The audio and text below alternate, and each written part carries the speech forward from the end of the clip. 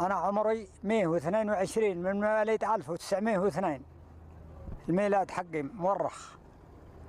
ومرت علينا أيام في عاصرناها في زمان الاستعمار بريطاني، وكنا هناك ضد الاستعمار لجيب الصرفات من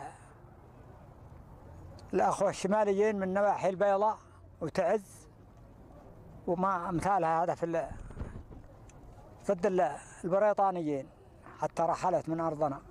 عرفت كيف؟ تزوجت عمري 45 سنة، قديم في السن، وأخذت بنت صغيرة السن، وانجبت لي 2 رجال و5 بنات، والكبير فيهم قده شيبه هرم ما هو بعيد مني، وذولاك بعده. وأنا الحمد لله لأنني أنا مخلينها ثقلها عليها، ولا تجعل الدنيا أكبر همك، هذا من طيلة العمر. لما نتعشى عشانا نتسمر وننام ونطلب الله والاستغفار، ولا يهمنا من أي تجارة تشغلنا.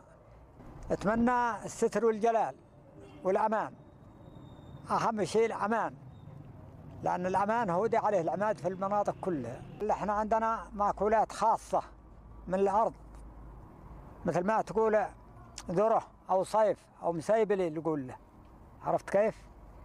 ولبن من الأغنام والفبورة كنا، ودهن من العصير، مش الدهن المخربط، من العصير القديم، وسمن، ولحمة على حجر لالتحقت شيء.